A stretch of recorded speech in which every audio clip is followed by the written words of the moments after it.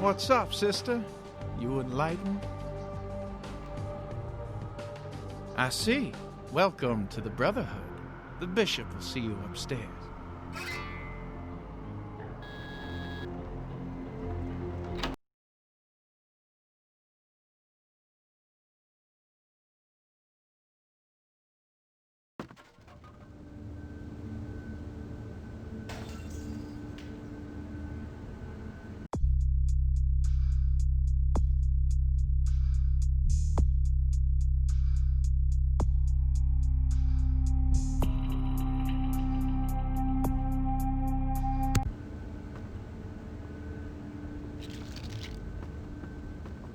Hey, did you get summoned?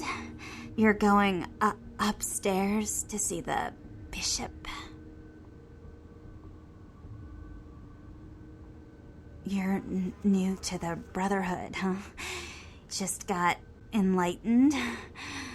I've been here a few days. When the bishop wants to see you, you'll be summoned. And then you go up these stairs up to the temple.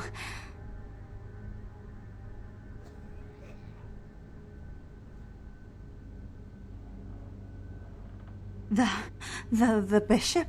Yeah, I saw him once. He is beautiful and scary. I dream about him all the time. He does things to me in my dreams. He does things I don't like to remember. I don't know. I mean, I hear things, but I haven't been summoned. I had a friend snuck up there a few days ago. Said she saw things, bad things. Yeah. Blood. She said, blood everywhere. She saw a few of the summoned to try to talk to them, but they just stared at her with these blank looks, you know. One of them started reaching for her, and she ran away.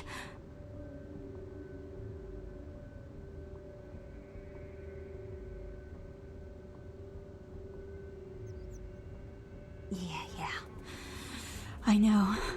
The bishop said we have to shed our earthly fears on our journey to the ninth circle. But I'm scared to go upstairs. I just want to go home. You know, I want to go home.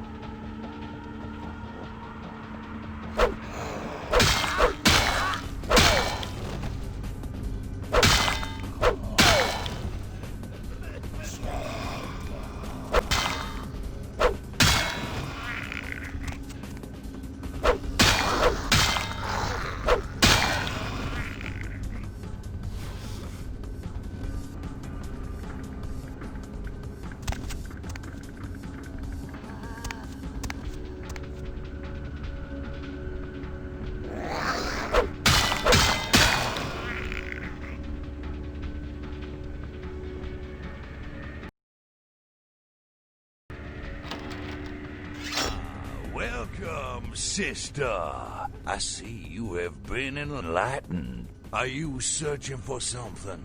Do you seek the truth? Well, you have come to the right place, sister. We've got more truth here than we can handle. Yeah.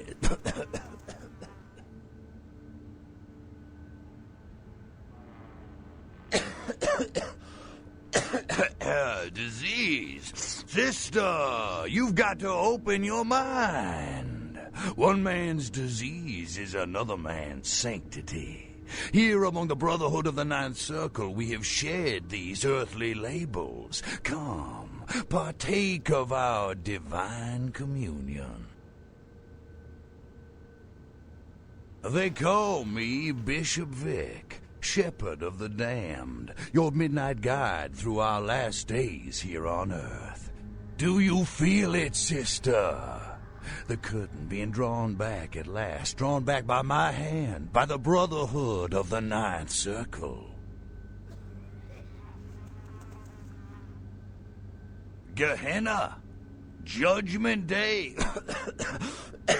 the apocalypse. Oh, again, sister, you are too indoctrinated into the antiquated beliefs of this material world. There is no rhyme or reason, no all-powerful and terrible gods who watch over their children. You talk of disease. What about the disease that you and I both carry? Our flesh remade into nothing more than an abomination, feeding on our brothers and sisters like so many cattle. What god watched over me when that demon tore into my neck and made me into this monster you see before you? No, sister. There is no god who would tolerate such a thing. And so I have become God. And the diseases I carry to the masses will bring about an end of my own making, until we have all journeyed below into the Ninth Circle.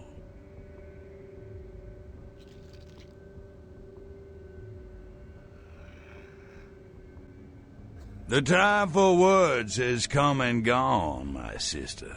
You and I will take those last steps together and see what truth lies behind the curtain. Let the night fall forever on this cursed earth, and let the fruits of my labor bring a long and bloody harvest.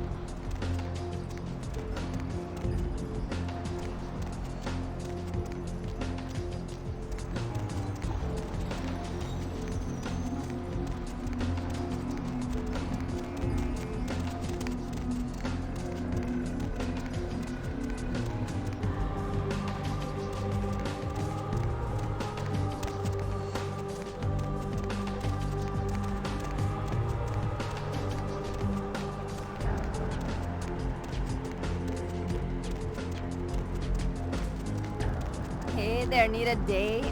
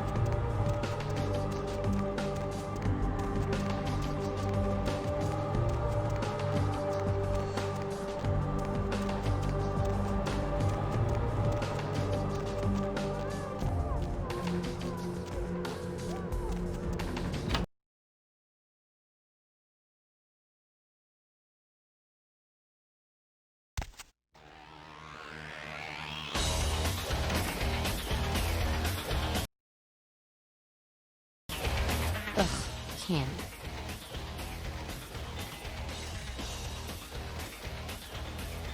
You killed all of them?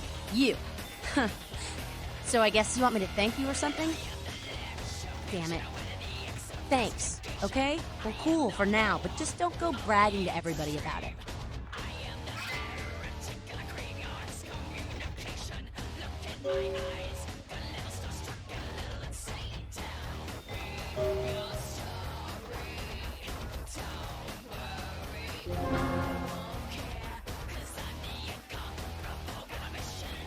Righteous.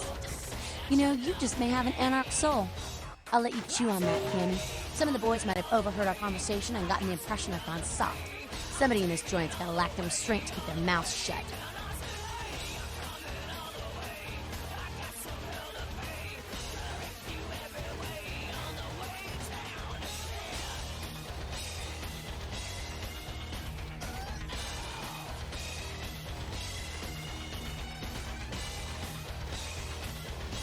I don't know.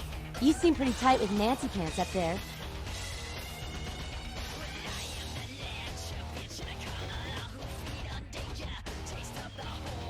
Say, you really want to help us out?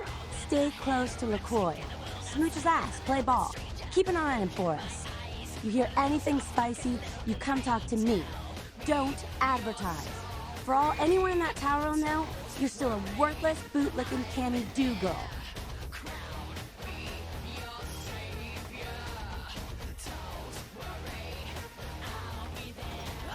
Cool. With someone on the inside, we should be able to eject his candy ass a whole lot sooner.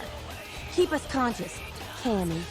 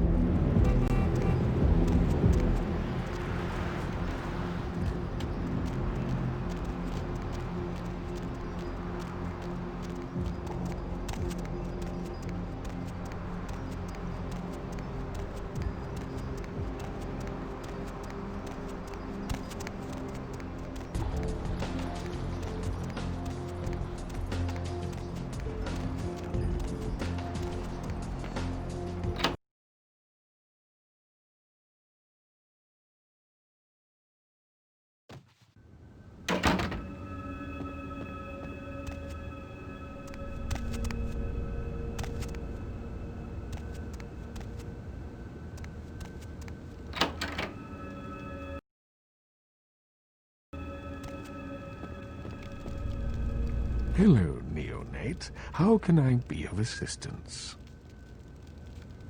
Of course.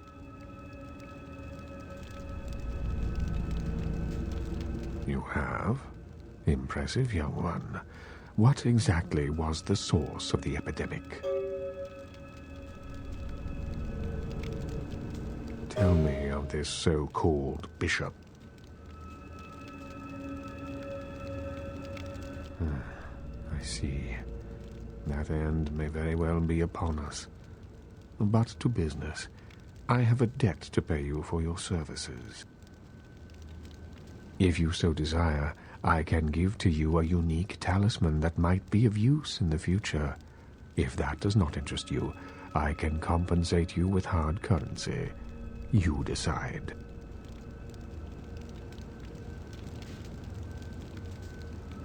A wise decision, neonate.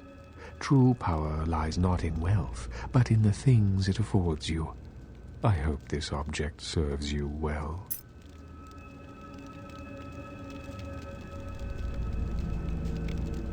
Of course.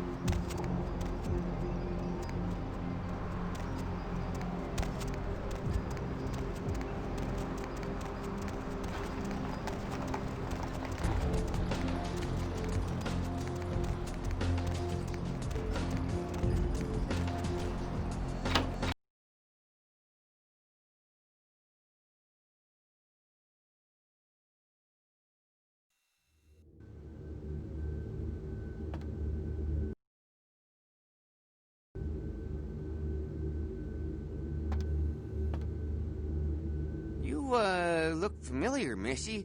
We haven't met before, have we? Oh, yeah, back in Santa Monica, right? Whew, I don't know what came over me back there, but now I got this sweet night shift position, and I'm happier than the time I met Supowitz. Well, enough about my lucky break. You, here to see one of the bigwigs, Missy? Would that be Sebastian LaCroix of the LaCroix Foundation, or Dwayne LaCroix of Insurrection Baby Formula Company? Okay then. Mr. LaCroix, he told me to expect someone fitting your description sometime tonight. You go right on up.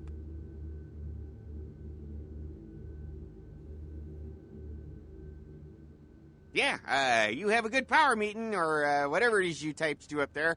You need any security? Well, you just ring the front desk and ask for Officer Chunk. That's me, in case you were wondering.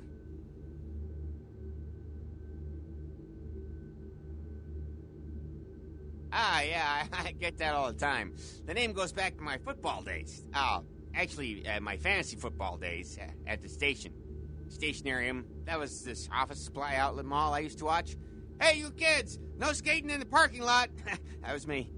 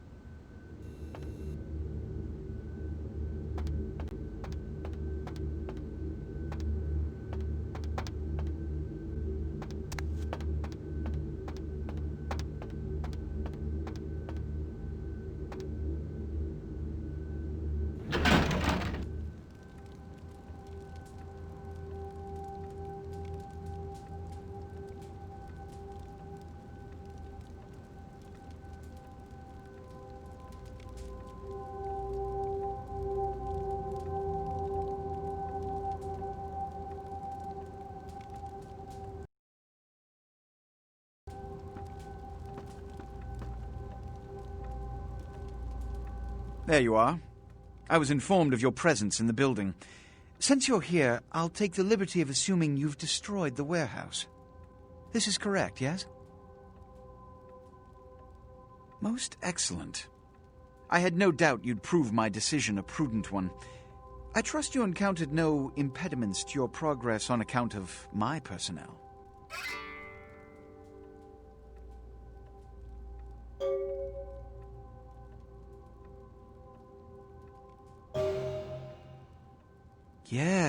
Yes, I'm sure it was quite an experience. You've done well, circumstances being what they were.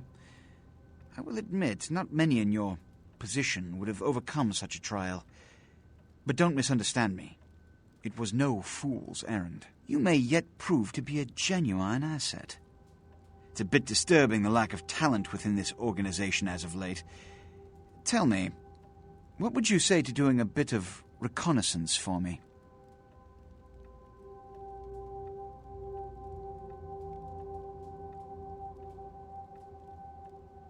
There have been whispers, rumors spreading around the kindred community concerning the Elizabeth Dane, the cargo ship that was towed into port recently. Have you heard of it?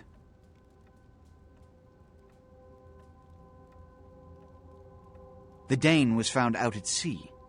The reports say it was without crew, but they have yet to report a fate of said crew. The police are investigating the Dane as we speak. Even the Nosferatu have little information on what's been found. However, the reason the ship has caused such speculation is because it was transporting an object called the Ankaran sarcophagus. Now, I'm not one to predicate a decision based on conjecture, so what I need is fact. And more importantly, I need evidence that the occurrences on the Dane were not supernatural in nature, and in no way relate to this Ankaran sarcophagus. You have 3 objectives. 1. I want you to examine the sarcophagus for anything unusual. You may sense something peculiar about the sarcophagus. In fact, many kindred in the city have reported an uneasiness in the air since the Dane's arrival. Do not, under any circumstances, open the Ankaran sarcophagus. Secondly, the police have begun their investigation. Find out what they have concluded thus far. Thirdly, take the cargo manifest for the ship. I want to find out what else it was carrying. The last thing we want is police aware of our existence, so be careful what you do in front of them. And unlike the warehouse, you cannot wholesale slaughter a ship full of lawmen without consequences. Is this understood? Good. Oh, and it has come to my attention that you had an encounter with Nines Rodriguez earlier. The man so does love to throw that cretinous charm of his brashly about. What exactly did Mr. Rodriguez say?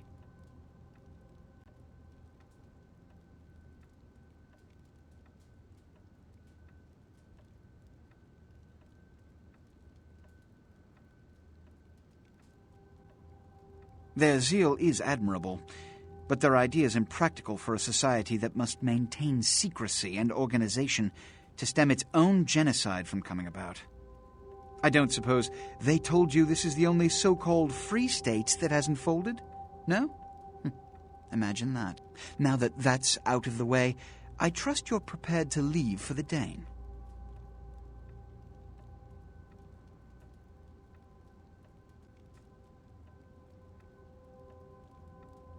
Good. I'm counting on an encore exposition of the talent you showed earlier. Go. And remember, under no circumstances are you to open the Ankaran sarcophagus. We'll talk later. Good. There's a boat waiting for you on the beach in Santa Monica.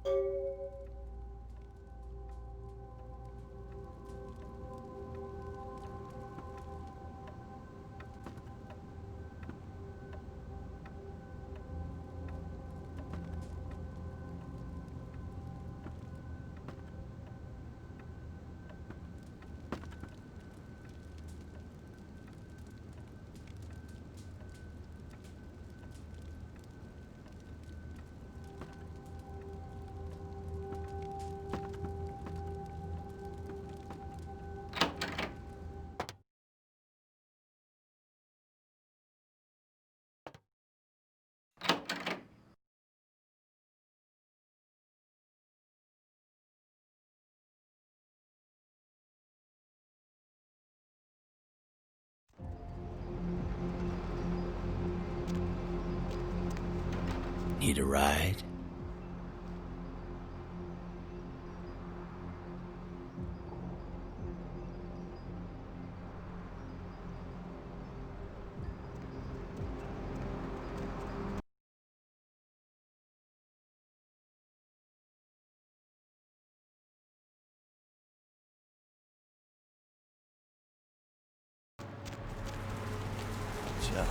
It's a nice night out, huh?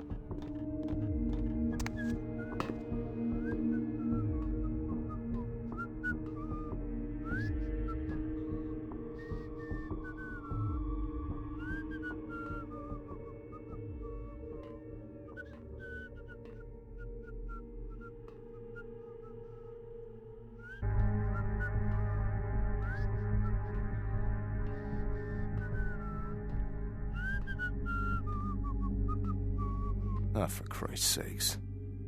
Tell Jacobson if he plans on making editor-in-chief, he's got to start working with me.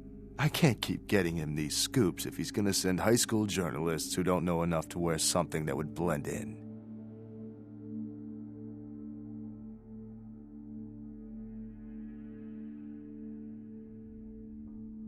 Take it easy, Lois Lane. This is still a badge you're talking to.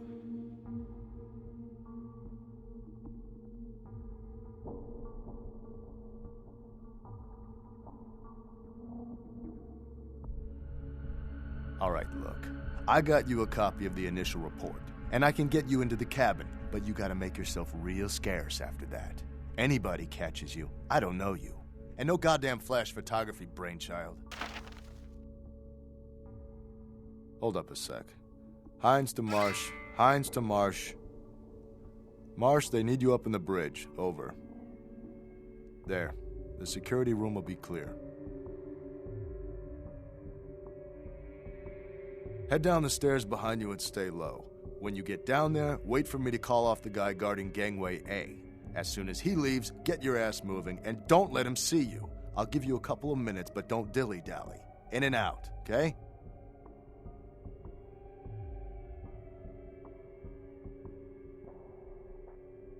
Don't forget to stay out of sight. If anyone sees you, you're on your own. Take the stairs up to the security room. There'll be a computer in there. The password is Lighthouse. Lighthouse. All one word. You getting all this? Now get a move on. And don't forget to tell Jacobson I get double my usual fee for this one.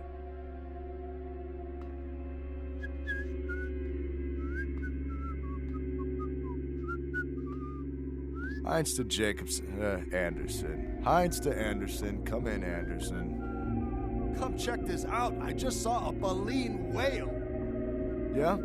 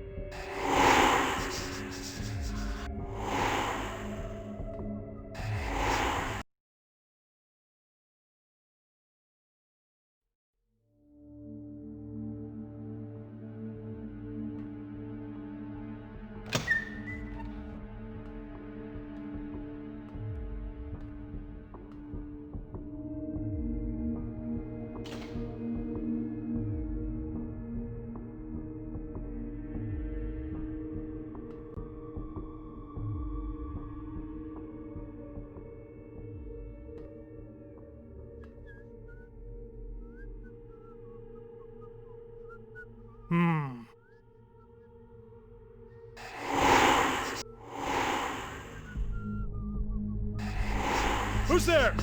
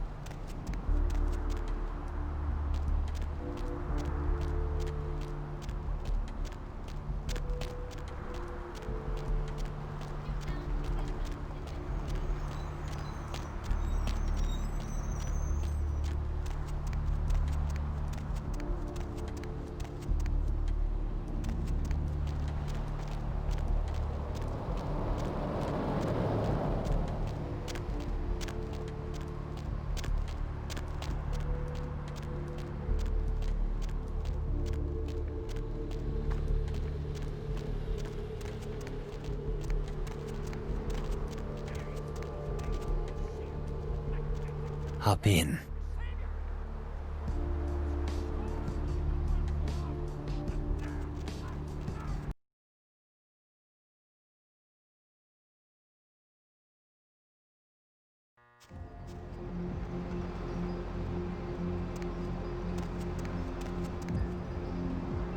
Hey, I know this might seem creepy and all, but please don't blow me off, okay? Someone told me I could find you here. I mean, I've been looking all over for you since that night. Because I just wanted to... I'm in your debt. I want to help you. I owe you my life, and I feel like I need to repay you. I almost forgot. I'm Heather. Heather Poe. I'm not weirding you out or anything, am I?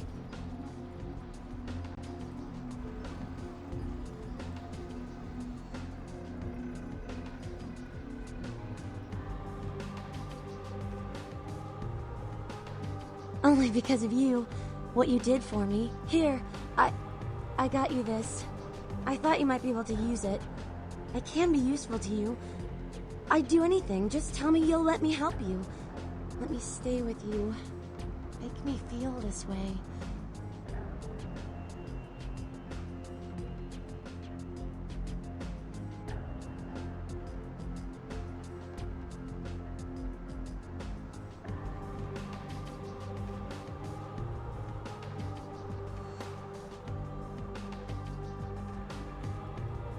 Really?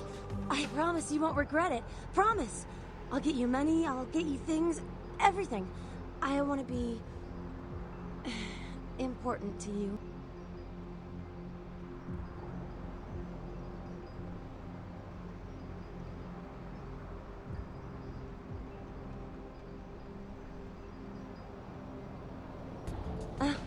I know where you live. I checked there first. I'll wait for you at your place. And when you do come back, I'll take care of whatever you want. I'd do anything for you.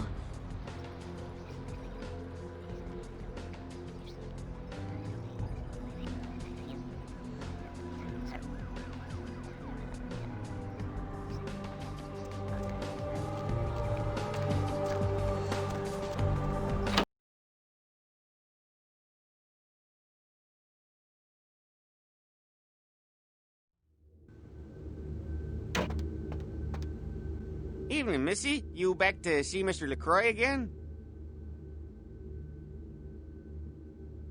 Yeah, he told me to send you up as soon as you came in. Lots of people here to see Mr. LaCroix.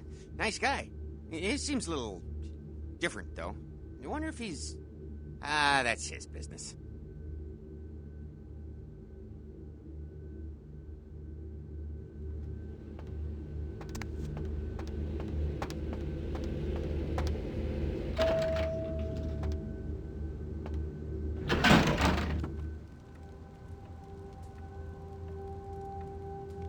I've said all I need to for now.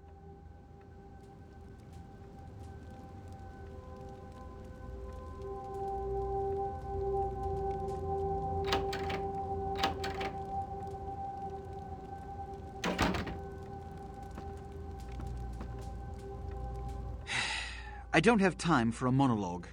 Give me the bullet points of what you saw. And the Ankaran sarcophagus. What did you see?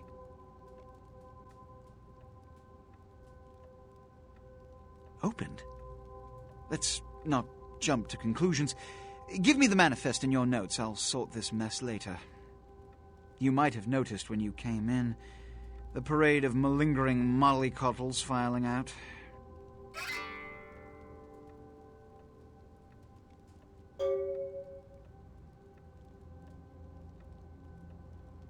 Those were the Primogen, this city's clan elders, a worrisome bunch devoted first and foremost to the security of their own skin, which is why they were here.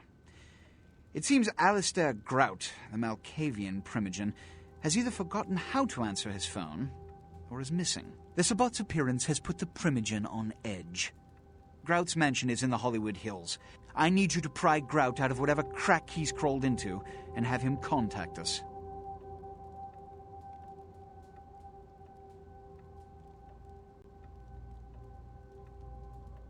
Yes, about Grout. As I said, Grout is the Malkavian Primogen. His behavior and home are eccentric, to say the least. He's developed a paranoid bent lately, so you may have to check under every bed in the place for him.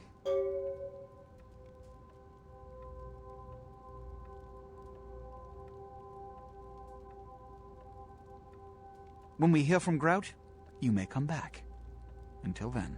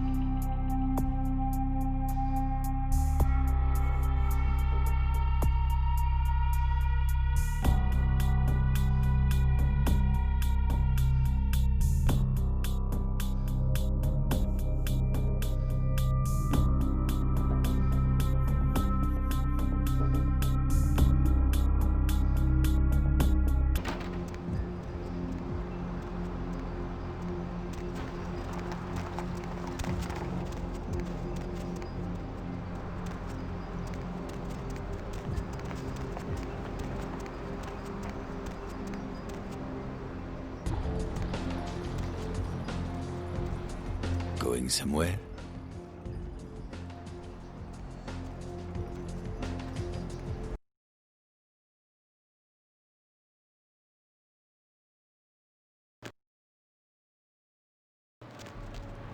What's the hops, bro?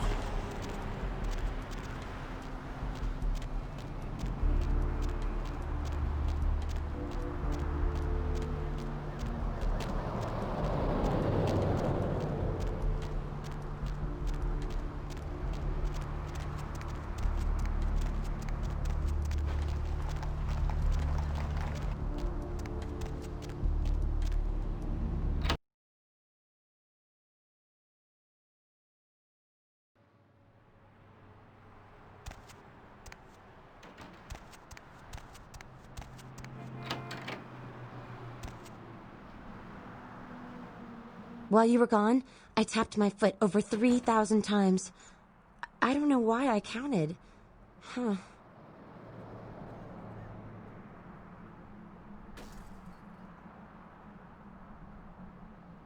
Is there something I can do for you? Anything. Just ask.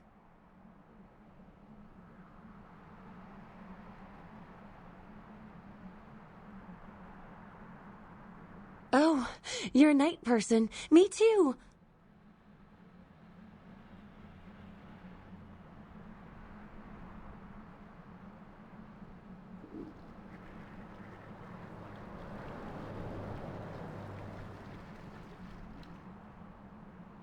That makes sense.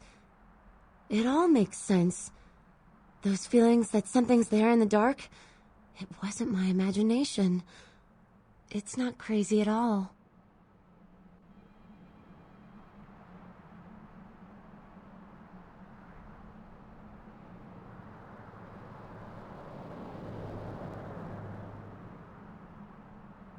It's like you've pulled the shades off my mind's window. I can see now. There's a whole world out there. It's mind-blowing.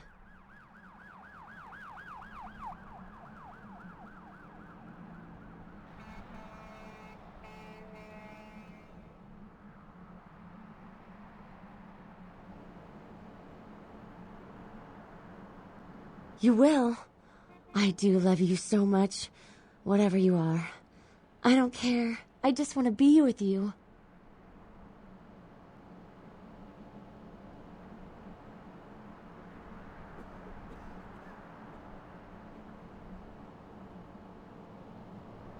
What can I do to show my appreciation?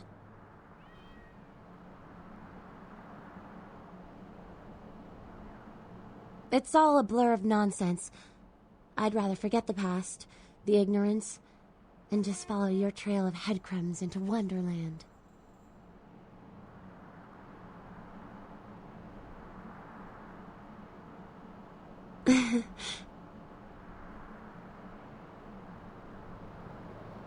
Please, take me inside of you.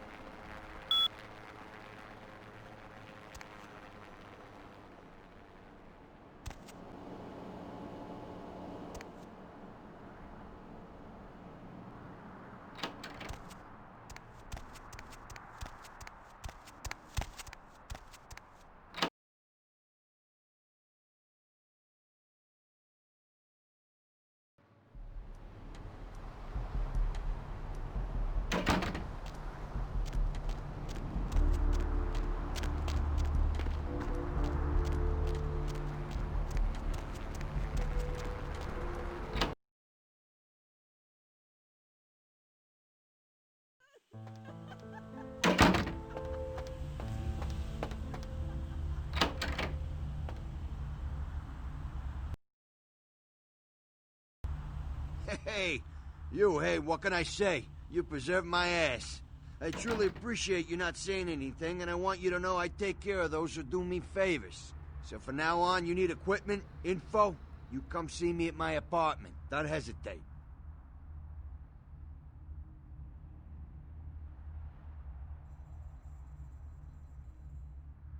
I just wanted to make sure you knew my appreciation.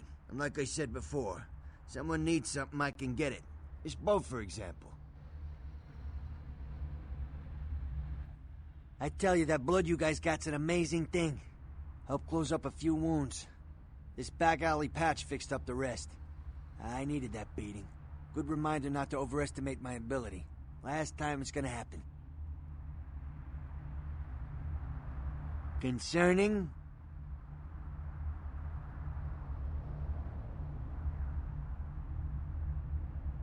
Anything I can do for you tonight?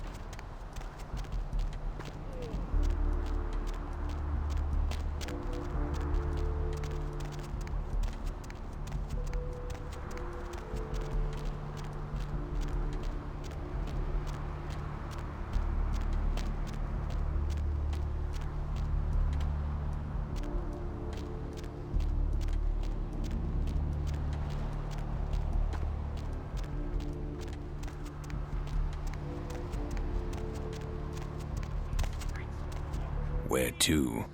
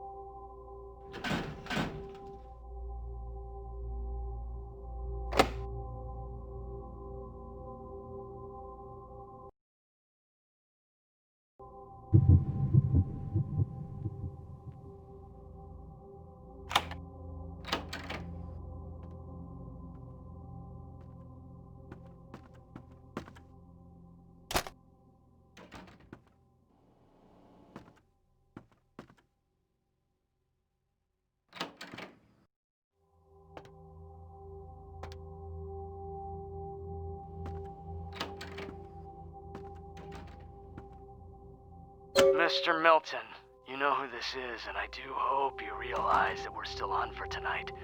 Meet me at the agreed-upon location across from the bar by the underpass. Bring your associate, Mr. Durbin, as it is a two-man job that I am proposing. With any luck, the two of you are already on your way, and I shall see you soon. Goodbye.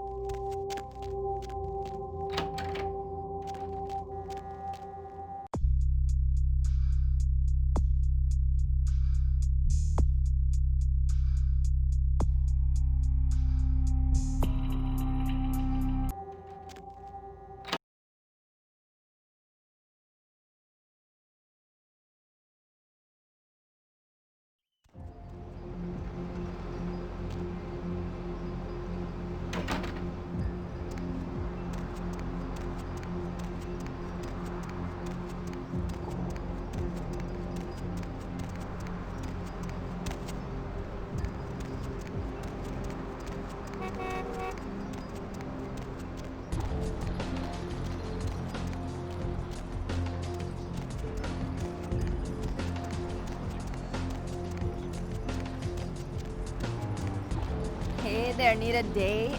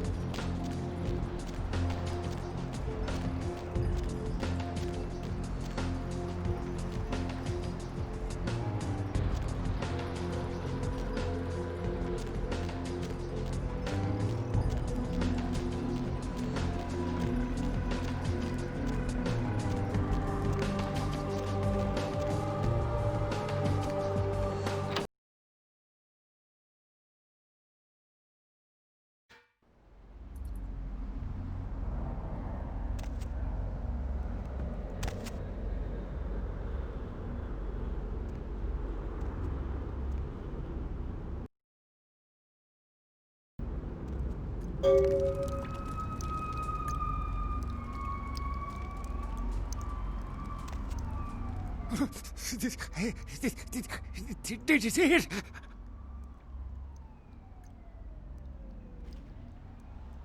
He done tore him up, right in two, ripped him apart like a rag doll. These two guys, the dead guy and the other one, they showed up. I've been living here, so I hid. I thought maybe they was owners or cops come to clean the place out.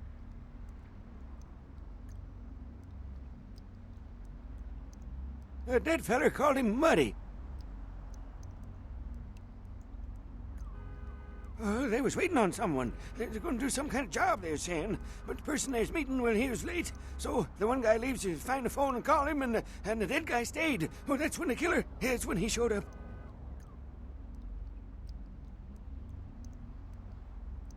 One second he wasn't there, and then he was. Like out of the shadows he come up. Scared the shit out of the dead guy. I'd like to scream, but I couldn't breathe. Oh, that killer, he grew these claws. I swear it, I saw it. The dead guy went white like he seen the devil, and then the killer grabbed him round the neck and lifted him up and started cursing at the guy.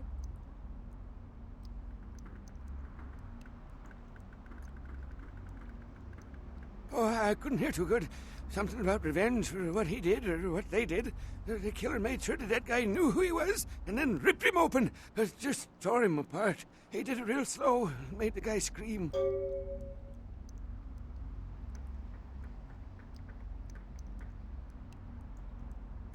Okay, I will. I don't want to never think about that again.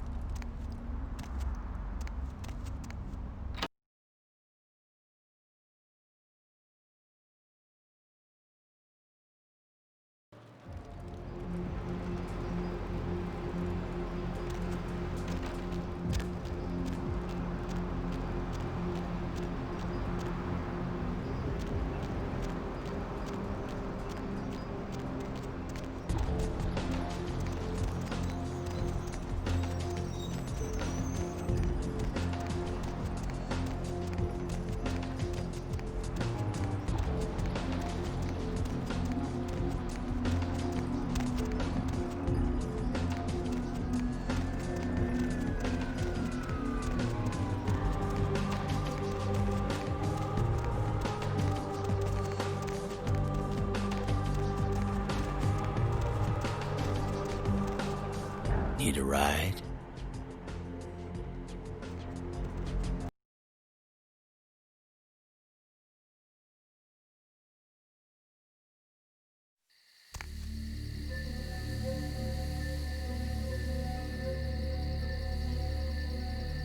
You. What are you doing here?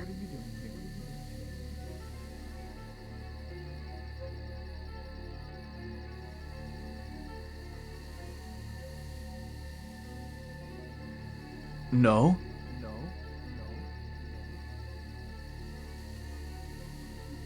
You should get out of here. This place is bad news. Pardon me.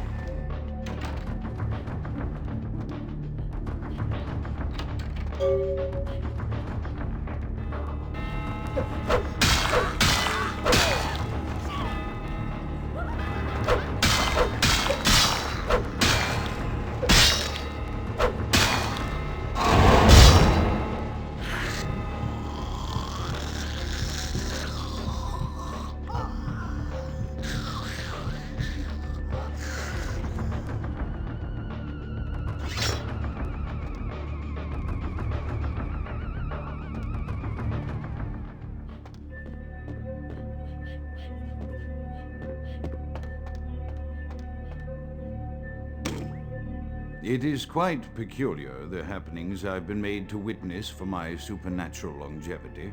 I am thinking of one unfortunate phenomenon in particular, of unique interest to my station, both as a professional and as a sufferer of this vampiric condition. It seems the stream of time has begun to erode the moorings of my chosen course of study, for the methodologies that gave birth to psychology are slowly disappearing. I find myself in an era that overlooks the physical component of psychological pathology time and again in favor of the sophistic practices of Freud. Phrenology, dactopintilism, and the rest of the old guard has fallen by the wayside, its champions all silenced in death, with my unique exception. Would that I could make my voice heard again, although it may be suspicious should I return to popular medical discourse 50 years after my apparent death. No, better that I continue my studies into the psychoses in secret. One day, may I hold up my own cure as validation of the methods. I am confident no cure for my condition, or that of my beloved wife, lies within our figurative minds, waiting to be unlocked by the correct combination of memories recovered from our childhoods. And I'm most certain it has nothing to do with the relationship between myself, my parents, and my genitals. Sorry, Sigmund, but I choose to stay my course. In time, too, may your star fade and disappear.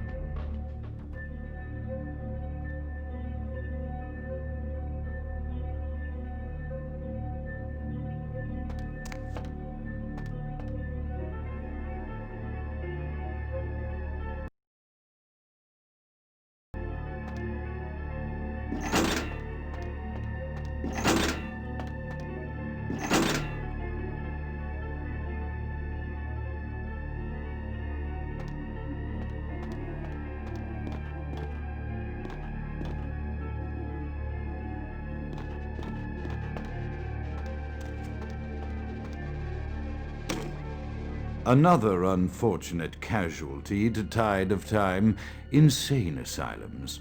I lament their loss not only as brokerage houses for the breadth and depth of human psychoses, but also I shall mourn the disappearance of that peculiar environment present only in an insane asylum. That palpable atmosphere of blistered brains and churning bowels, the odoriferous melange of freely flowing bodily humours, that gently rolling cacophony of distant sobs and screams, the muttered cursing at perceived enemies, and the blissful gurgling of the lobotomized, like a newborn babe discovering the sky. I shall still find test subjects as surely as I find bloody sustenance in the night, but this climate, I fear, may never be replicated.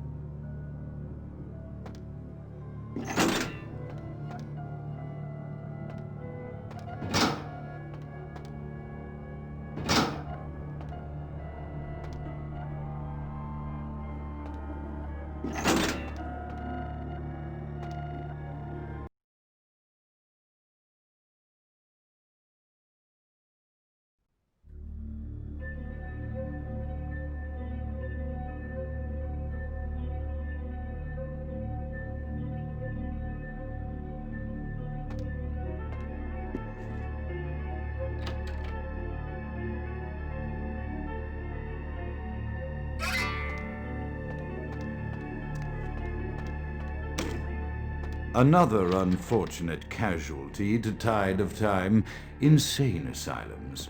I lament their loss not only as brokerage houses for the breadth and depth of human psychoses, but also I shall mourn the disappearance of that peculiar environment present only in an insane asylum. That palpable atmosphere of blistered brains and churning bowels, the odoriferous melange of freely flowing bodily humours, that gently rolling cacophony of distant sobs and screams, the muttered cursing at perceived enemies, and the blissful gurgling of the lobotomized, like a newborn baby discovering the sky. I shall still find test subjects as sure as I find bloody sustenance in the night, but this climate, I fear, may never be replicated.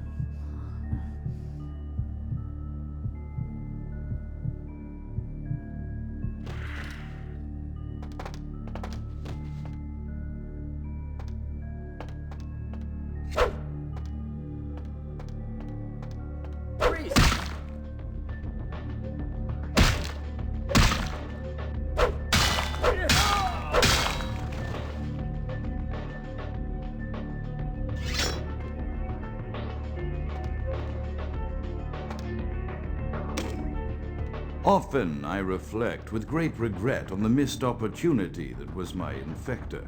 Had I been conscious after the attack, I could have stopped the orderlies from locking her in the roaming pen.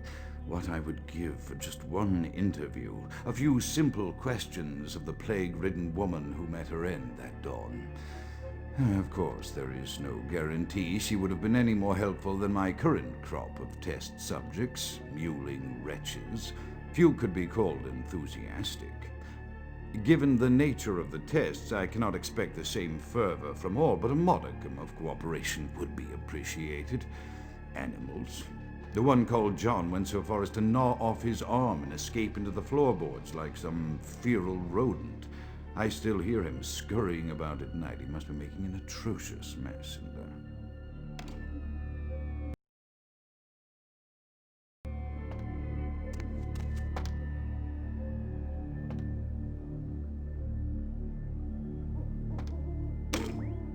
My studies proceed at a languid pace. I'm mired in a foul ennui as my wife's illness advances.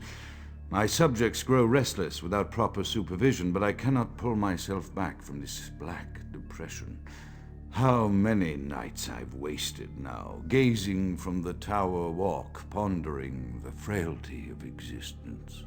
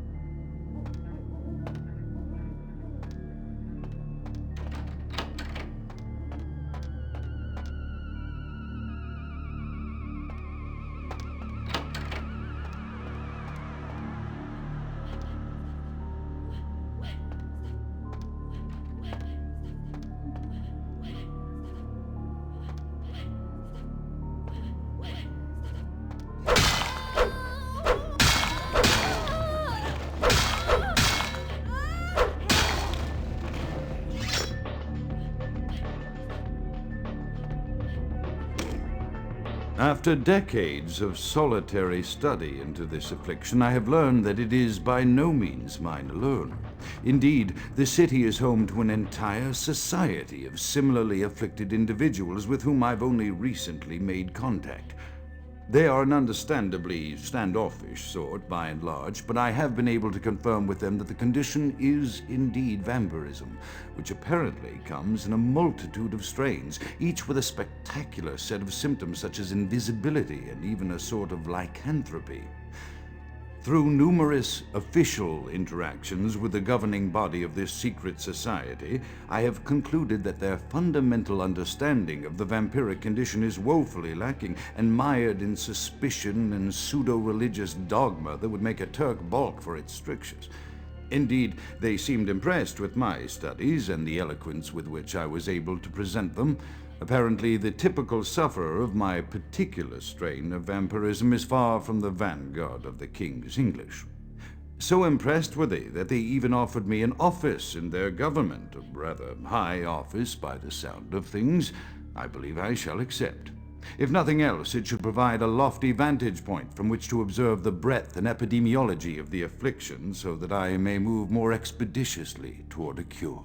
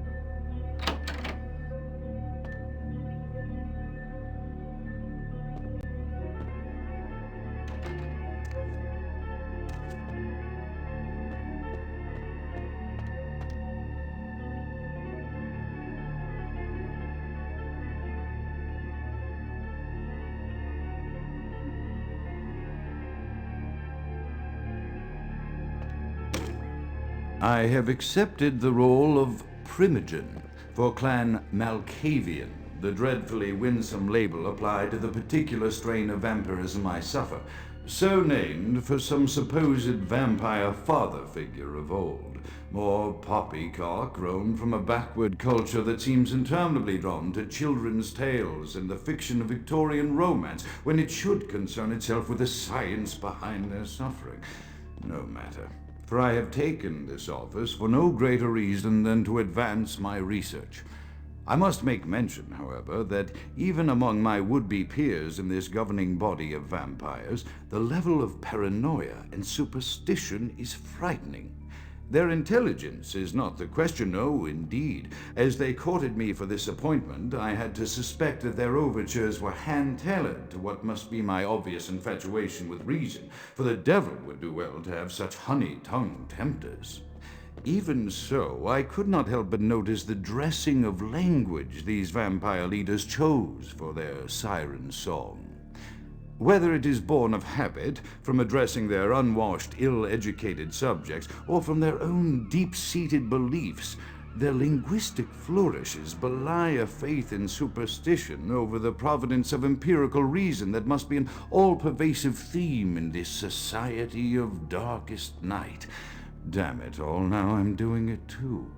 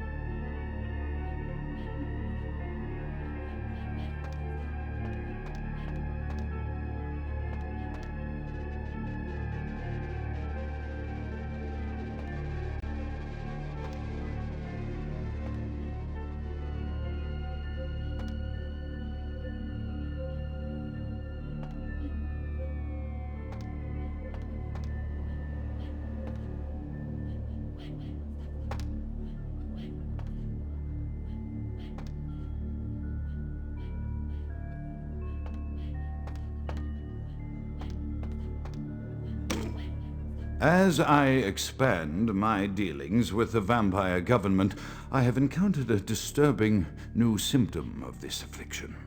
Frequently, in conversation, I will hear voices emanating from other vampires, voices that are not their own, but which seem to have insight into their lives beyond what I could gather from simple conversation. These voices seem to echo from deep within my fellow vampires, and I cannot be certain if this symptom belongs to my strain of the illness or theirs, for the voices are various and inconsistent. I dare not mention this symptom to my vampiric peers, for they have proven themselves true predators to whom I could be loath to reveal any sign of weakness. Indeed, these voices have counseled me against confessing their presence, and until I can confirm their source, I will listen. The information the voices have given me ranges from curious to frightening. The latter case is especially true of one powerful vampire whose name I shall not commit to recording in the interests of self-preservation.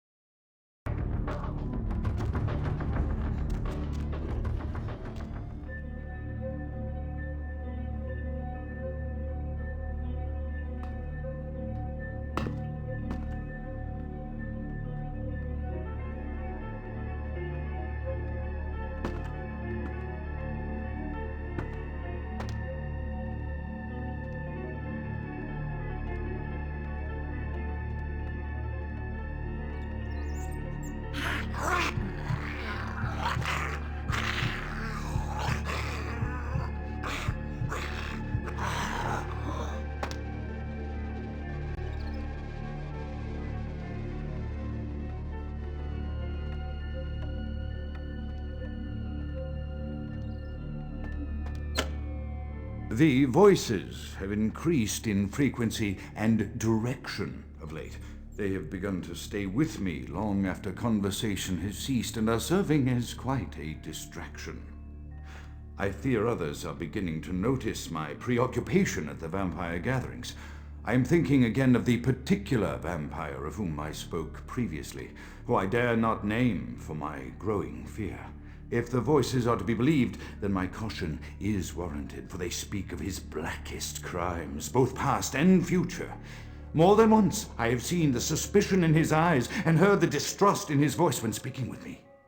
The fear must register on my face, as it is all I can do in these moments to keep from crying out in chorus with the voices.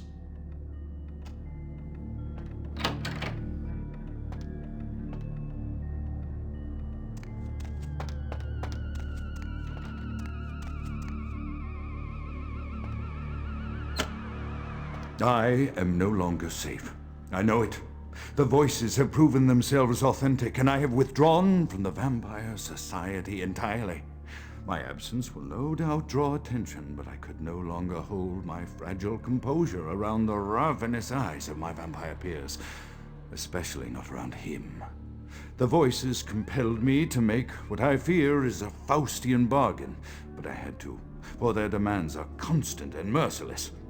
I have secluded myself within the mansion. I know he will strike out at me. He will go to any length to achieve his ambitions, and he knows it, I know. I have taken precautions to protect my beloved wife. Her cure will have to wait until our immediate safety is guaranteed. The mansion was constructed with security in mind, but at that time I was not privy to the full range of vampire capabilities. The voices echo in the twisted corridors of my psyche, dark whisperings of a macabre and formless menace, the approach of which portends an end to all of this.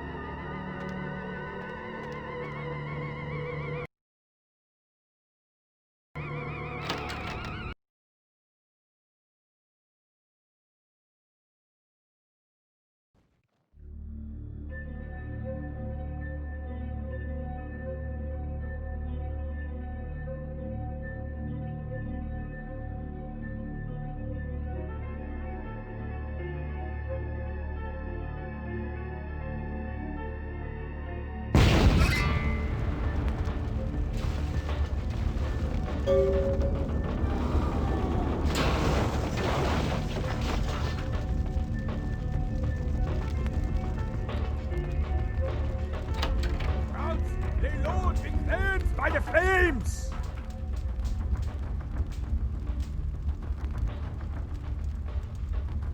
Count is dead? Pity it could not be by my hand. No matter. Soon your self-made kings and false prophets and all who bear the mark of the beast will be washed from the earth for the coming of the Lord.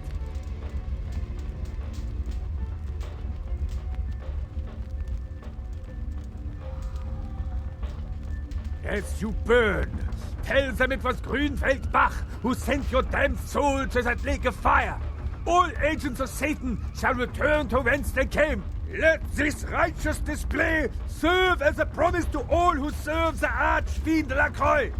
I'm coming for you, Lacroix. By the power of the Lord, I will cleanse your black soul.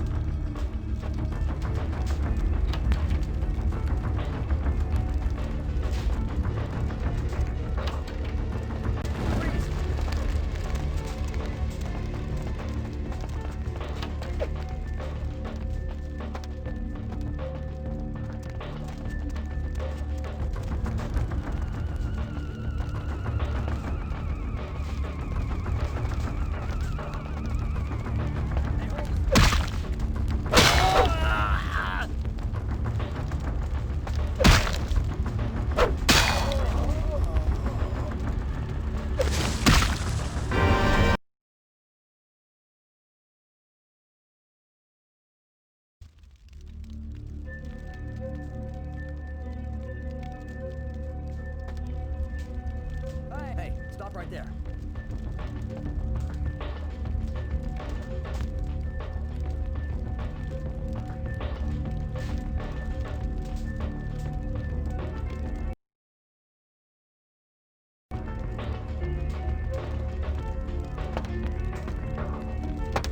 Hide from me.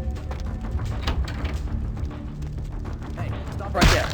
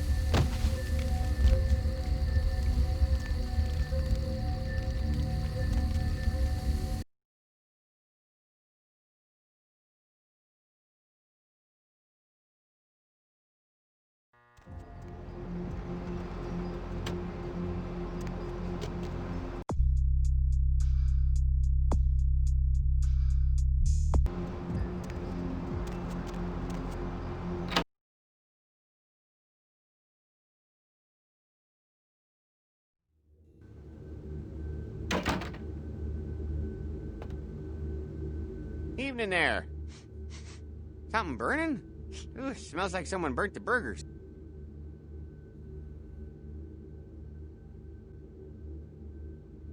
Sure, I'll open her up for you. Jeez, I could go for one of them double-spaced burgers with the onions and the cheese and some bacon and a guacamole. Ooh.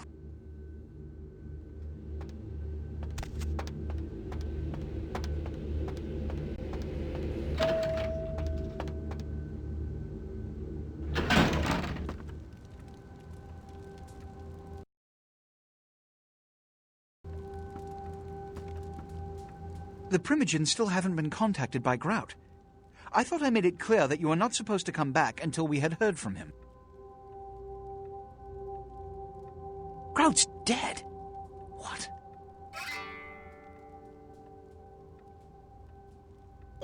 Bach! Every time I think he's lost the scent. So, Bach killed Grout to draw me out.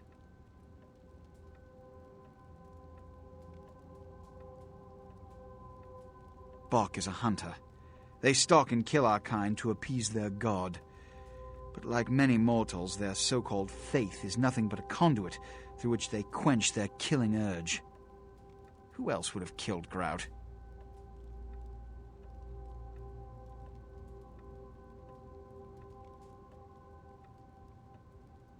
Look at me. Are you sure it was Nines Rodriguez? Because if it was, the consequences... Do you know where this might lead? Do you really have any idea?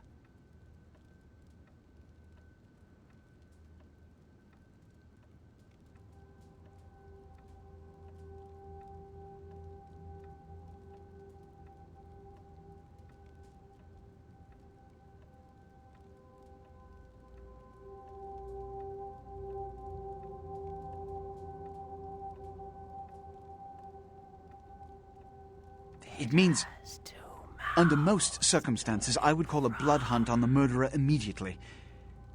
However, the anarchs of this city may interpret such an action to be a declaration of war.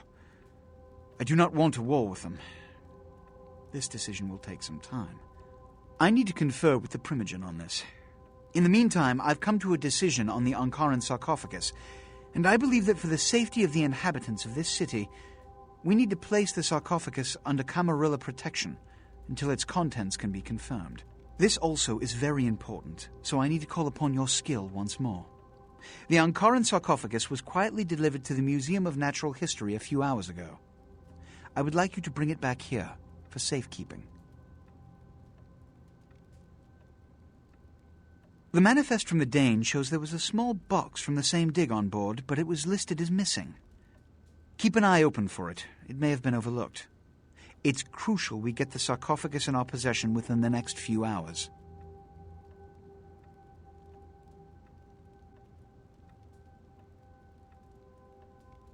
Yes, of course. Here. I can't have one of my representatives running around ill-equipped for their task.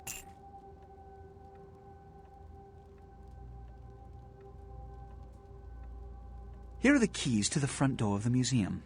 The sarcophagus should be in an examination room of some sort. There's a small security staff on site, but I don't want a massacre.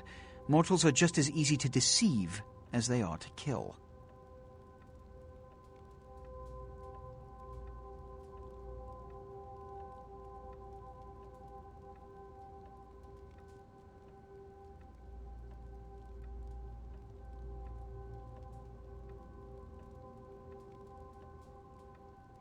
There is a degree of immediacy attached to this task. Work fast. And, as on the Dane, you are not to open the Ankaran sarcophagus for any reason. Excuse me. Oh, and to show my appreciation for your dedicated service to me, I have secured you a haven nearby, in the Skyline apartment building. I hope it's to your liking.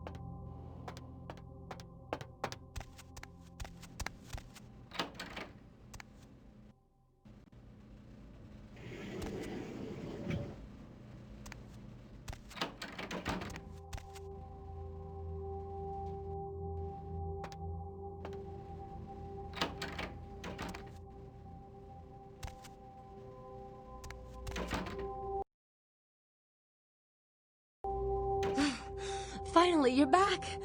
I thought maybe something happened to you. I shouldn't even think such a thing. I mean, if you disappeared, how could I go on? But you're here now. I'm so glad when you're near me.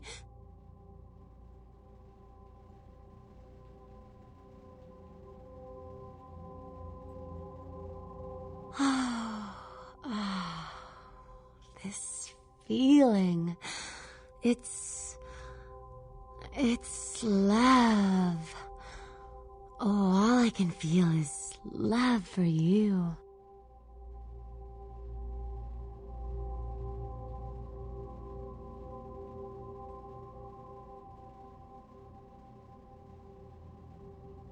I almost forgot. I got a college loan check today. Here, I want you to take some of the money.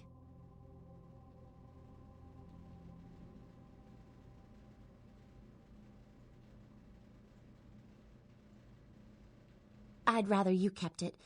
I think I'm gonna drop out of school. You know, so I can watch over you during the day or run errands for you. It's the least I can do to earn my keep.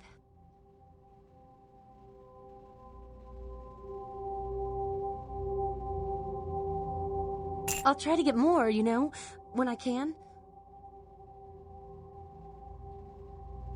Let me warm you inside.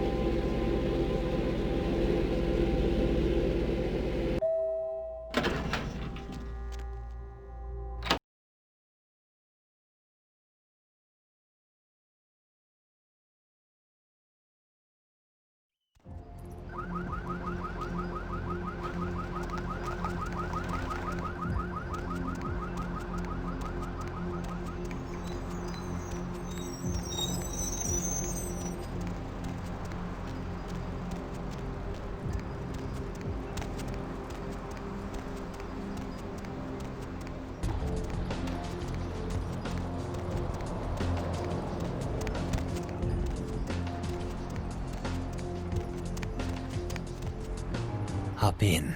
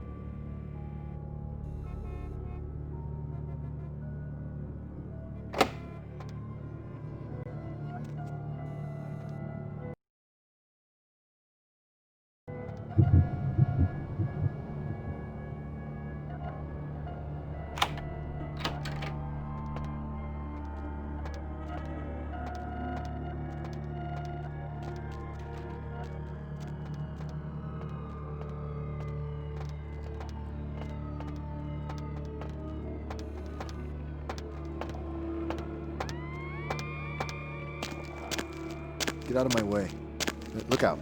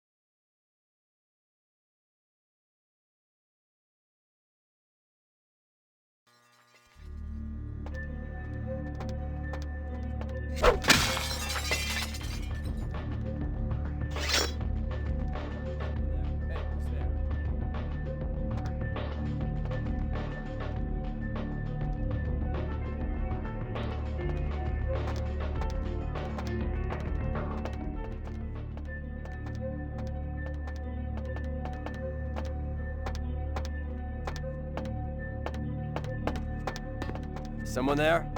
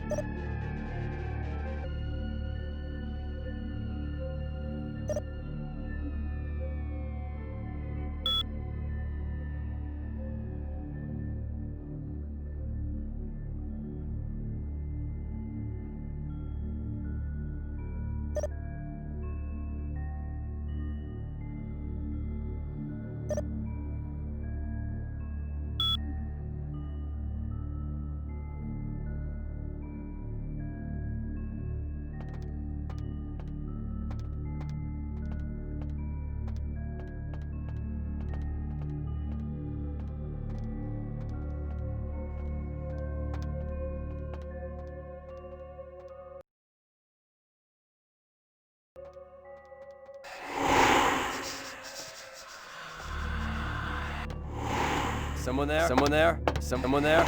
Someone there?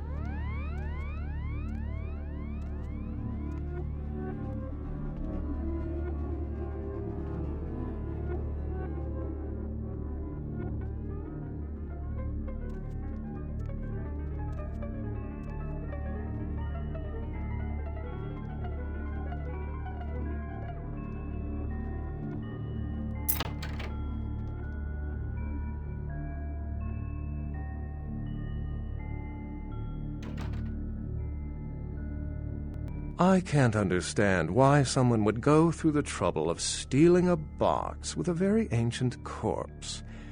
This city's not that dull.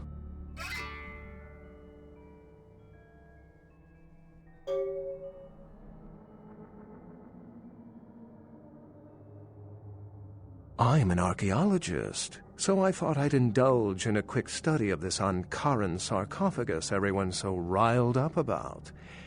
My guess, from what I've read about it, is that it's a mummified Mesopotamian king. I needed confirmation.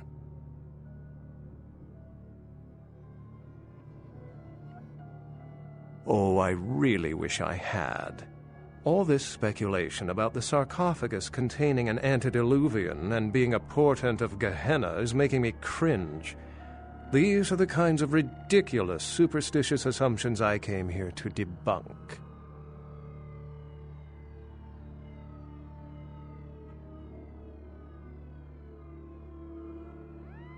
Armageddon, doomsday, the end of all kindred. It's a common facet of most mythologies. Fear that the world will end. Many believe Cain and the antediluvians will return to consume or destroy all kindred.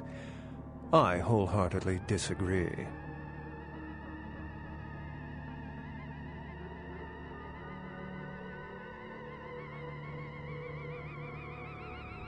The antediluvians? No one I know has ever met one. But each bloodline or clan supposedly traces its origin to an antediluvian. Some say these grandsires still exist into the present. But then, kindred and kind believe a lot of strange things.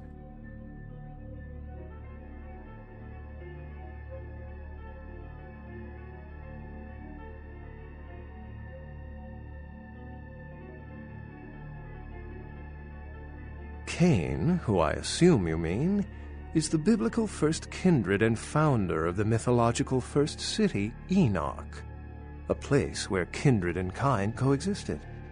I believe Cain's a figure concocted to personify the transition from nomadic society to agrarian society. That myth, like most, has been twisted by time.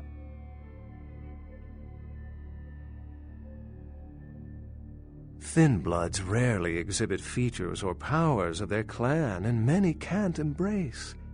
Some are even rumored to have reproduced. Many kindred are terrified that their weak blood heralds the dissipation of every bloodline. Somewhat of an ignorant reactionary response, don't you think?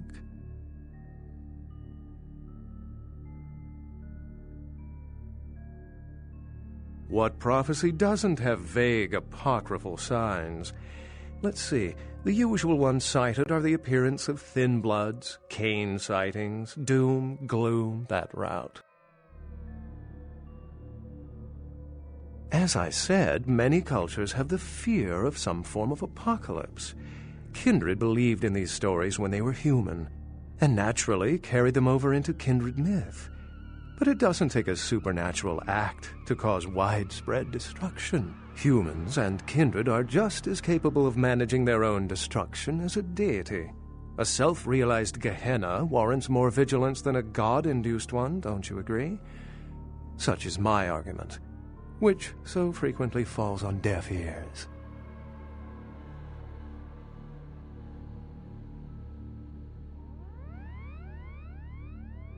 For 300 years I've been trying to determine the function of our existence, the kindred's role in the world.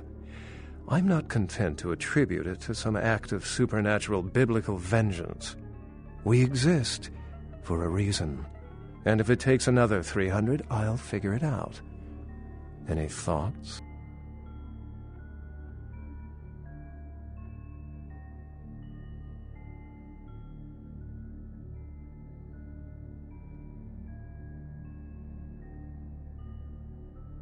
Can't say I've heard that one before.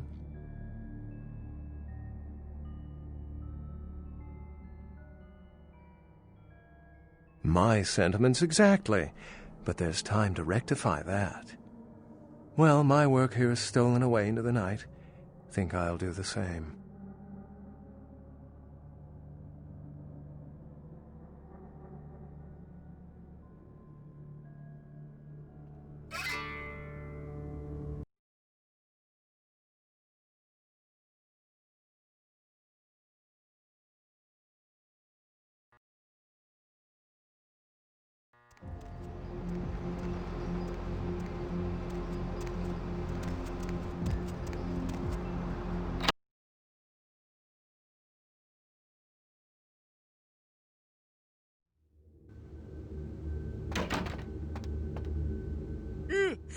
Oh, excuse me, starting to doze off there. Oh, I need to get a guard animal of some sort to alert me when folks come in. Maybe one of them chimps like on that show Ape Detective? Oh, that monkey always gets his man. What? Oh, yeah, Mr. LaCroix's expecting you. For a young guy, he sure likes to work late. Me, I spent most of my youth in the entertainment industry. Yeah, I guarded the sets for over 6 top 10 TV shows.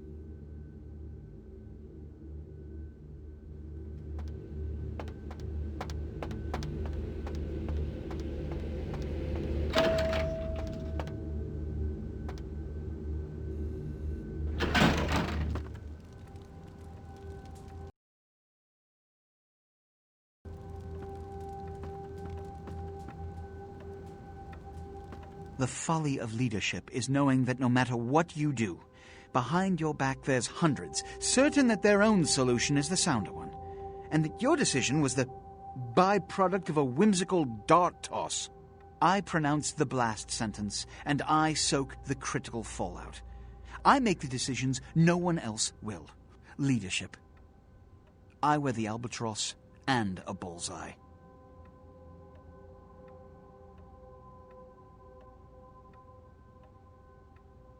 I've had my fill of sycophants. I need adjutants I can trust.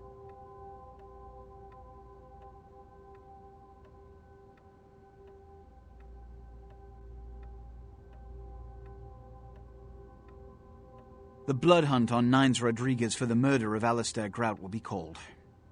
Rodriguez's execution is only a matter of time. I have lit the fuse. If a war ignites, it's my head they will sharpen the pikes for. At least I can rest easy in knowing that you, my most promising attendant, has relieved me of one encumbrance tonight. Do you need assistance bringing the sarcophagus up to my office?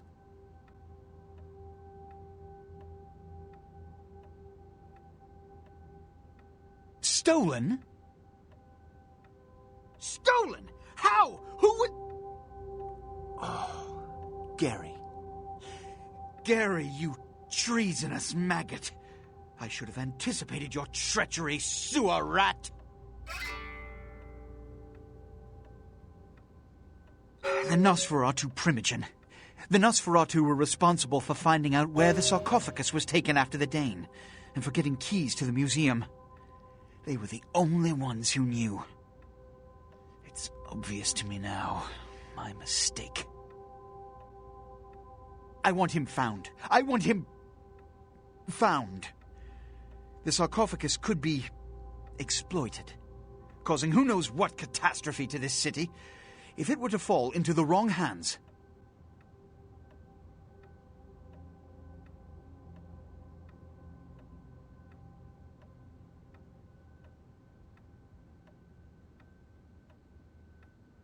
The Nosferatu lurk in the filth below the streets of Hollywood, but not even I know just where they hide.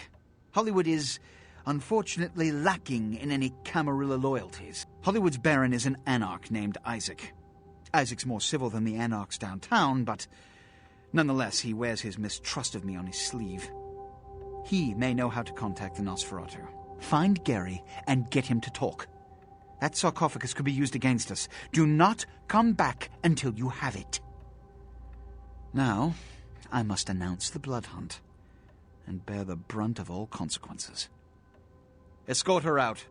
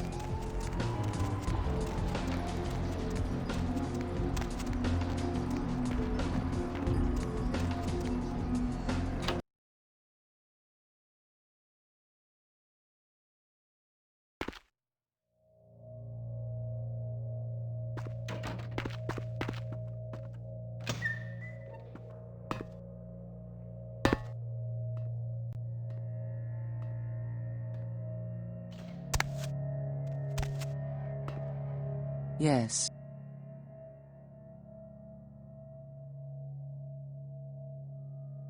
Yes, this is genuine and of use to me. There is something resonating from it. A whisper. I will give you this in trade. It is known as the Odious Chalice. It swells with spilled blood and offers its bloat to its owner.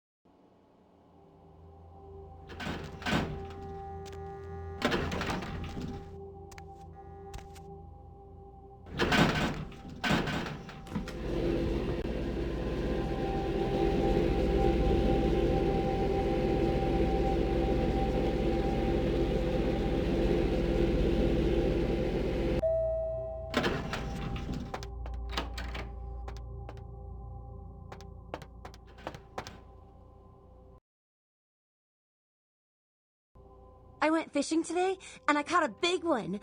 Can you hear him flopping around the bathroom? That's how you can tell he's fresh.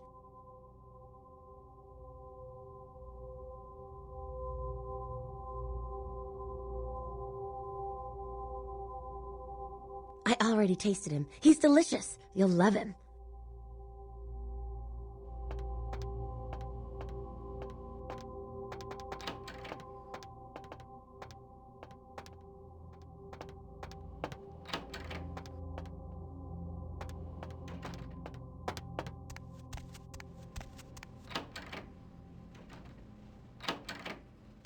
Hey, let me out of here!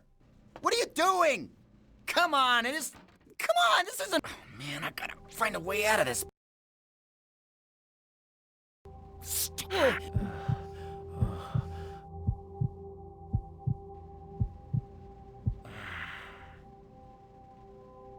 Hey, let me out of here! What are you doing? Come on, come on, this isn't funny! Hey! Is anybody there? Hello?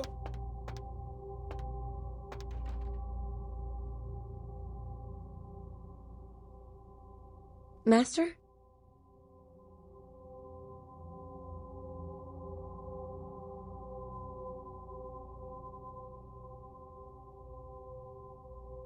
I'll clean up. You go outside and play.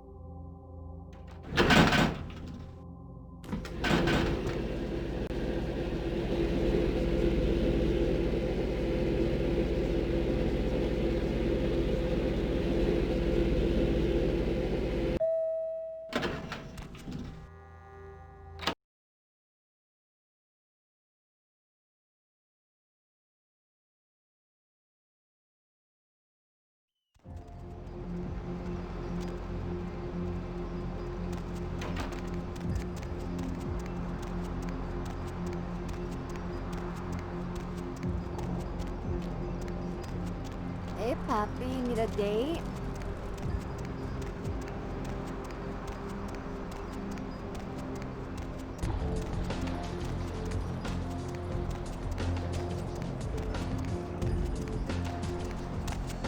Going somewhere?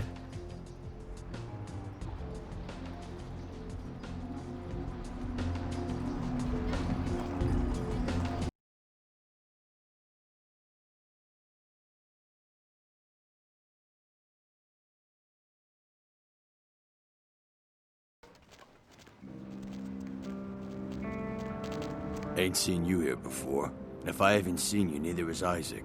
So that's your next stop.